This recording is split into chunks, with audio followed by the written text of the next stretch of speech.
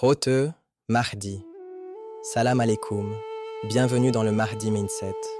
Je suis votre frère Mahdi. Dis-moi, si Ramadan était une école, quel genre d'élève penses-tu avoir été cette année?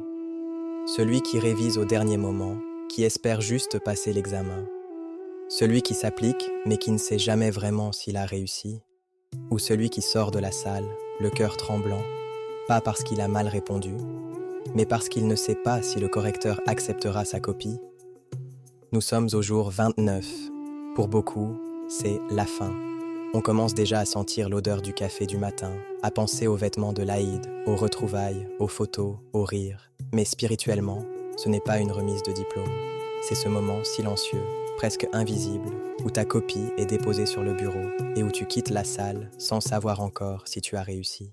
Ramadan se termine avec le dernier jeûne. Mais ta réussite, elle, ne se joue pas au moment où tu dis « c'est fini ». Elle se joue dans un verbe discret, presque effrayant et magnifique à la fois, accepter, Allah, ou rejeter.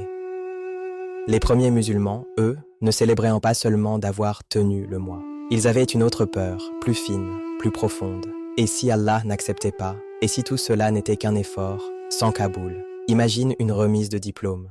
Tout le monde est en toge, les familles sont là, les caméras filment, les noms sont appelés un par un, les applaudissements, les sourires, les bouquets de fleurs, les discours inspirants. Mais il y a une vérité que personne ne voit, le vrai moment décisif, ce n'est pas quand tu montes sur scène. C'est quand, des semaines avant, un professeur, seul dans son bureau, corrige ta copie et écrit en haut de la page « Validé » ou « Rien du tout ».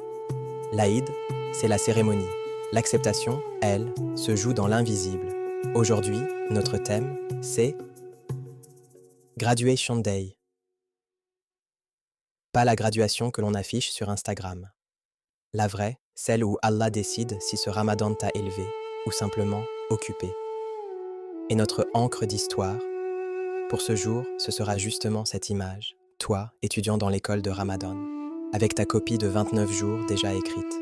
Certains jours, il y a des taches d'encre, la fatigue, les chutes, les scrolls inutiles. D'autres jours, il y a des lignes lumineuses, une nuit de larmes, une sadaka cachée, un verset qui t'a transpercé. La question n'est plus « est-ce que j'ai beaucoup écrit ?», mais « est-ce que ce que j'ai écrit est acceptable aux yeux de celui qui corrige ?» Dans cet épisode, on va marcher ensemble dans ce couloir, juste avant la remise des diplômes. On va regarder ta copie avec honnêteté, sans te flatter, sans t'écraser. On va parler de ikhlas, de sunnah, de continuité après Ramadan. Et surtout, on va apprendre à demander, non pas « Ya Allah, regarde combien j'ai fait », mais « Ya Allah, accepte ce que j'ai essayé de faire pour toi ». Parce qu'au fond, le vrai diplôme, ce n'est pas « j'ai fini Ramadan », c'est « j'ai quitté Ramadan avec un cœur que Dieu a choisi d'accepter ». Rote, Mahdi, imagine, tu es dans un grand amphithéâtre. Ce n'est pas ton université, ni ton lycée, c'est l'université de ton âme. Sur la scène, il n'y a pas de décor, pas de ballon, pas de chapeau qu'on jette en l'air. Juste une grande table lumineuse, et derrière, invisible à tes yeux, le corrigeant ultime, Allah al-Kaboul, celui qui accepte ou qui rejette. Toi, tu es assis au milieu de milliers d'autres étudiants. Chacun tient dans ses mains un classeur transparent. À l'intérieur, sonne Ramadan.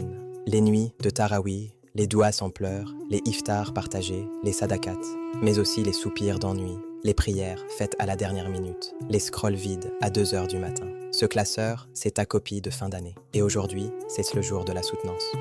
Ce qui est étrange, c'est que dans cette université, on ne t'appelle pas pour te dire « Félicitations, tu as tout validé ». On t'appelle pour te poser une seule question. Pourquoi? Pas combien de fois, pas combien de pages, mais pourquoi as-tu fait tout cela? Pourquoi tu as jeûné? Parce que tout le monde jeûnait ou parce que tu avais faim de lui? Pourquoi tu as donné? Parce que ça te faisait paraître généreux ou parce que tu avais honte de revenir les mains vides devant lui? Pourquoi tu as veillé? Pour dire « j'ai fait Qiyam » ou parce que tu ne supportais plus l'idée de dormir loin de sa miséricorde? Graduation Day. Spirituellement, ce n'est pas un jour où on te donne un papier. C'est un jour où Allah regarde l'intention qui a traversé tout ton mois. Ramadan, tu sais, ne lave pas juste ton planning, il lave surtout le couche profonde de ton cœur. Il y a des gens qui sortent de Ramadan avec un CV religieux impressionnant, mais leur cœur est resté opaque. Toujours autant besoin de l'approbation des autres. Toujours autant de susceptibilité. Toujours autant d'ego dans le moindre acte de bien. Et il y en a d'autres, peut-être avec moins d'actes, moins de nuits, moins de pages. Mais à l'intérieur, quelque chose a bougé. Un orgueil s'est fissuré. Une habitude cachée a été abandonnée. Une dépendance au regard des gens a commencé à fondre. C'est ça, la vraie graduation. Pas plus de choses, mais un cœur plus pur. Laisse-moi te raconter une scène. On est à la fin de Ramadan. Deux serviteurs se tiennent, symboliquement, devant la porte de l'acceptation. Le premier arrive avec une montagne. Des prières, des lectures, des dons, des vidéos islamiques partagées, des stories inspirantes. Il pose tout cela devant la porte et dit « Ya Allah, regarde tout ce que j'ai fait. J'ai coché toutes les cases. Tu me dois bien quelque chose, non ?» Le deuxième arrive avec une petite pile. Quelques nuits de qiyam, quelques pages de Coran, quelques sadaqat discrètes. Mais il est tremblant. Il pose sa petite pile au sol et dit « Ya Allah, je sais que c'est peu. Je sais que c'est plein de manques, de distractions, de moments où j'ai oublié que tu me regardais. Mais c'est ce que j'ai pu faire pour toi. Pas pour mon image, pas pour mon ego. Accepte, même si ça ne mérite pas, parce que moi, je ne mérite rien. Toi, tu donnes tout.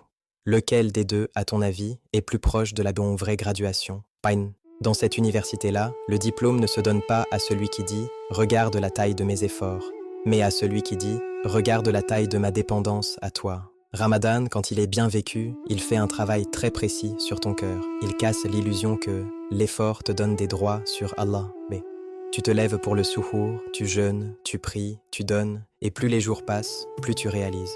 En réalité, je ne suis pas en train de rendre service à Allah. C'est lui qui est en train de me faire miséricorde en me laissant le servir. Cette prise de conscience, elle nettoie quelque chose de très toxique. La petite voix qui dit « Je mérite, je suis meilleur, j'ai fait plus que les autres ». Non, tu n'es pas en train de gagner un salaire. Tu es en train d'espérer un cadeau. L'acceptation, ce n'est pas une paie que tu réclames.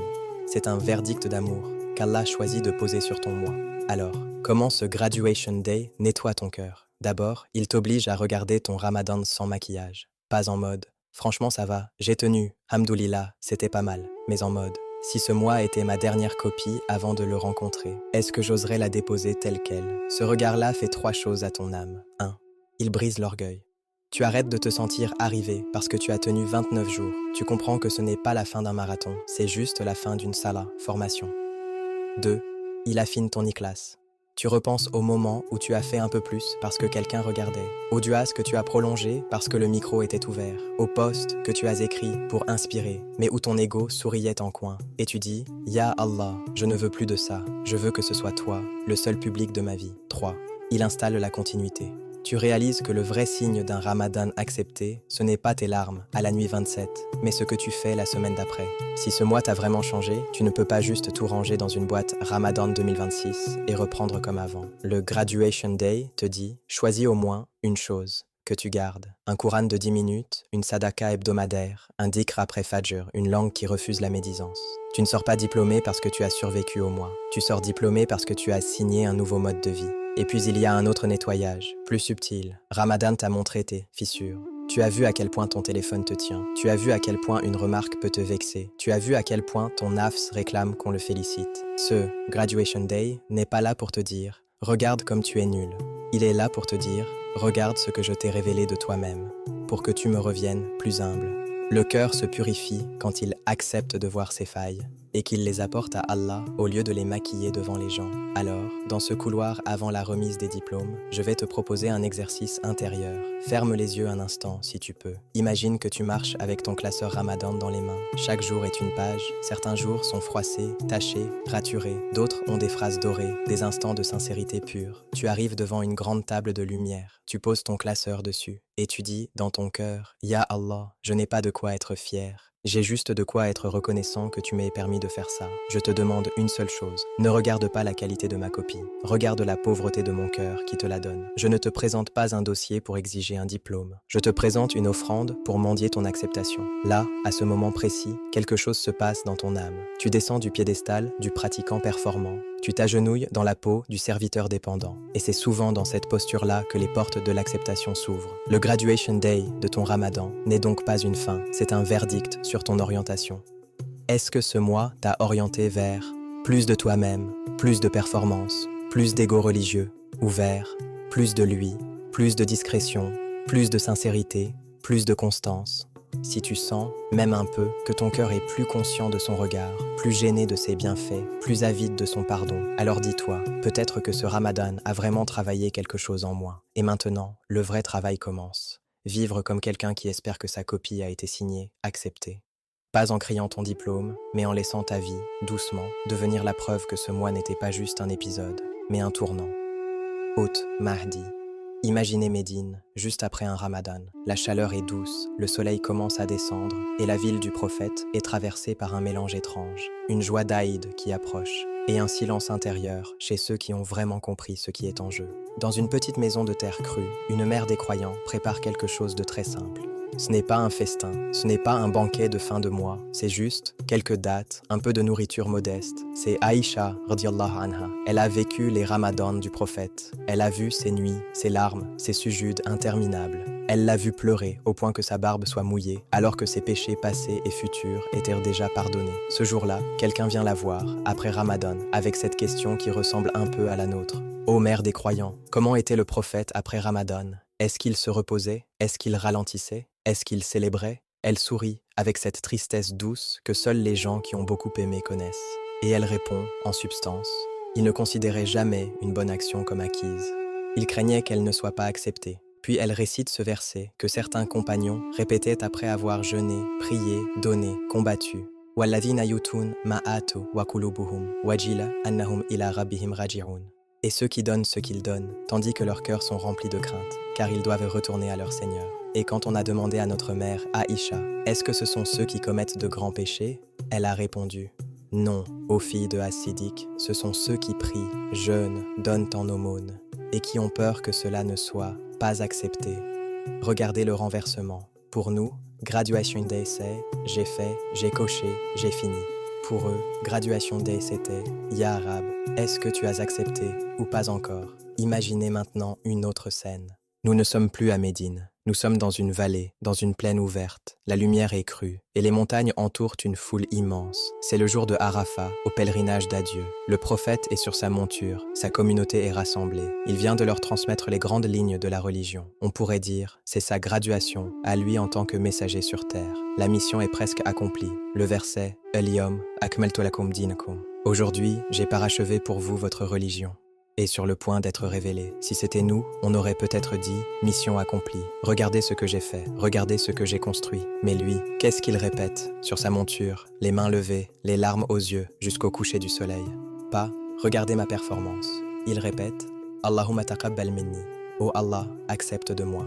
Et il répète « Allahumma hal ballart. » Oh Allah, ai-je transmis? Comme un élève qui ne se donne pas lui-même sa note, mais qui attend le verdict du maître. Et quand les gens lui répondent « Oui, tu as transmis, tu as accompli, tu as conseillé », il lève son doigt vers le ciel et dit « Allahumma shahad ». Oh Allah, sois témoin. Même à la fin de sa mission, il ne s'auto-félicite pas. Il cherche un témoin. Il cherche une signature. Il cherche l'acceptation. Voilà la sunna du Graduation Day. Revenons à toi, ce 29e jour. Tu as ton petit Arafat personnel, un mois de lutte, de fatigue, de réveil, de chute, de reprise. Tu pourrais te dire « C'est bon, j'ai tenu, j'ai fait plus que les autres. J'ai bien géré mon ramadan. » Mais la voie prophétique, c'est autre chose. La voie prophétique, c'est de vivre le 29 et le 30 comme les compagnons vivaient leurs grandes œuvres, avec une joie reconnaissante, mélangée à une inquiétude lucide. Pas une angoisse qui paralyse, une inquiétude qui purifie. Tu regardes ton ramadan comme un élève regarde sa copie. Pas pour l'encadrer, mais pour dire « Ya Allah, je l'ai rempli comme j'ai pu. » Il y a des ratures, des blancs, des fautes, des moments d'absence. Je ne peux pas la réécrire, mais je peux te demander une chose. Ne me juge pas selon la perfection de ma copie, mais selon la sincérité de mon cœur qui te la rend. C'est ça, la sunna de la fin. Pas la fierté de celui qui pense avoir mérité son paradis, mais la posture de celui qui espère que son ramadan sera placé dans la balance des œuvres acceptées. Et regarde encore un détail du prophète. Après les grandes adorations, ramadan, hajj, prière de nuit, il ne se contentait pas de dire « c'est fait ». Il demandait le pardon.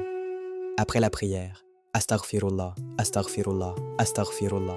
Après avoir transmis le message, Subhanak Allahumma wa bihamdik, Astaghfiruka wa atubu ilayk. Pourquoi? Parce que même la plus belle œuvre, faite par le plus pur des cœurs, reste en dessous de la majesté d'Allah. Alors lui, le plus parfait des serviteurs, demande pardon pour des adorations parfaites. Et toi et moi, nous oserions être satisfaits de nos adorations bancales, sans demander pardon, sans demander acceptation. Non. Si tu veux marcher vraiment derrière lui, ton Graduation Day doit ressembler au sien. Une langue qui dit « Rabbana taqabbal minna », Un cœur qui dit « Ya Rab, je ne mérite rien, mais j'espère tout de toi ». Et une vie, après Ramadan, qui prouve que tu n'as pas juste fait un mois, mais que tu as changé de direction. Voilà l'exemple prophétique. La fin d'un acte n'est jamais un podium, c'est toujours une porte. Une porte vers plus de taouba, plus de discrétion, plus de constance. À toi maintenant de décider. Est-ce que ton Eid sera un feu d'artifice d'ego ou la célébration discrète de quelqu'un qui marche humblement en espérant que, là-haut, une simple mention a été écrite. Ramadan Claqueur 145, accepté par miséricorde. Hôte, Mahdi, imagine, la nuit de l'Aïd approche. La ville dort à moitié, les guirlandes sont prêtes, les tenues repassées, les messages, Eid Moubarak déjà dans les brouillons. Mais ailleurs, dans un monde que tes yeux ne voient pas, il se passe tout autre chose. Les anges, ceux qui t'ont accompagné chaque jour de ce Ramadan, ne regardent pas tes habits, ni ton planning de visite, ni ton feed Instagram. Ils regardent ce que toi-même tu n'oses plus trop regarder, l'état réel de ton cœur. On raconte qu'un savant disait à ses élèves, la veille de l'Eid, « Ne soyez pas comme ceux qui règnent sur terre, alors qu'on ne sait pas encore si leur nom a été inscrit parmi les acceptés là-haut. » Et il ajoutait, « Les anges, eux, ne faites rien avant de voir le sceau d'acceptation. » Tu vois, toi, tu as un Graduation Day avec des photos, des sourires, des félicitations. Mais il y a un autre Graduation Day, silencieux, invisible, plus réel que tous les podiums. Le moment où un ange reçoit l'ordre, inscrit, cette adoration, acceptée, ou qu'Allah nous en protège, inscrit, rejeté. Pense à ces 29 jours. Chaque fajr difficile, chaque soir où tu as lutté contre le sommeil, chaque fois où tu as retenu ta langue, chaque aumône discrète, chaque larme tombée en sujude. Rien de tout ça n'est tombé dans le vide. Les anges ont tout écrit. Mais l'écriture, ce n'est pas encore l'acceptation. L'écriture, c'est le dossier. L'acceptation, c'est le verdict. Et ce verdict, tu ne le verras pas dans les likes, ni dans les « Masha'Allah, t'as trop changé », ni dans l'émotion que tu ressens ce soir. Tu le verras le jour où la terre s'ouvrira pour toi et que tu découvriras ta vraie remise de diplôme, dans la tombe. Imagine-toi, allongé dans ce couloir étroit, sans tapis, sans parfum, sans tenue d'Eid. Tes seules décorations seront tes actes. Un ange te questionne, un autre te rassure ou te serre. Et toi, tu attends de savoir, est-ce que ce Ramadan a été un simple exercice ou une vraie bascule de ta vie? On dit que certaines tombes s'ouvrent comme un jardin et d'autres se resserrent jusqu'à briser les côtes. Quelle est la différence? Ce n'est pas le nombre de jours jeûnés, c'est la qualité de ce qui a été accepté. Innama yataqabbalullahu mina al-muttaqan. Allah n'accepte que de la part des gens de taqwa. Ce verset, les anges le connaissent mieux que nous. Ils savent que le critère, ce n'est pas combien as-tu fait, mais pour qui et comment. Alors, ce soir, je veux que tu changes de regard. Ne te vois pas comme quelqu'un qui finit un mois. Vois-toi comme un candidat qui vient de rendre sa copie pour un examen dont les résultats seront annoncés dans la tombe. Les anges ont été témoins de chaque page de cette copie. Quand tu as jeûné, malgré la fatigue, ils ont écrit. Quand tu as craqué et parlé mal, ils ont écrit. Quand tu t'es repris, que tu as demandé pardon, ils ont écrit. Et maintenant, ils attendent avec toi le jugement d'Allah sur ce dossier Ramadan K445. Tu sais ce qui est beau? Dans ce monde invisible, tu n'es pas spectateur, tu peux encore agir. Comment? Par deux choses que les anges adorent te consigner. Une langue qui répète « Rabbana taqabbal minna ». Un cœur qui se réforme vraiment, en gardant au moins une habitude de lumière et en enterrant une habitude sombre. Quand, après Ramadan, les anges voient que tu continues la prière à l'heure, que tu gardes un peu de Coran, que tu surveilles ta langue, ils écrivent « Ce serviteur n'a pas juste vécu un mois, il a changé de direction ». Et ce genre de ligne, dans ton dossier, pèse lourd le jour où l'on mesure les cœurs. Alors, avant de penser à ta tenue d'Eid, pose-toi une question que les anges, eux, ne perdent jamais de vue. Si je mourais ce soir, est-ce que ce Ramadan aurait amélioré ma tombe? Ou est-ce que tout resterait pareil? C'est ça, la vraie unseen reality de ton Graduation Day. Pas le bruit des célébrations, mais le silence de la terre qui t'attend, avec un dossier entre les mains des anges, où il est écrit, par miséricorde ou par justice, Ramadan, accepté, ou Ramadan, rejeté. Et tout ce que tu fais maintenant, ta taouba, ta discrétion, ta continuité, peut encore influencer ce qui sera tamponné sur cette ligne. Hôte, Mahdi, tu sais, le prophète n'a pas fêté la fin de Ramadan, comme on célèbre la fin d'un examen.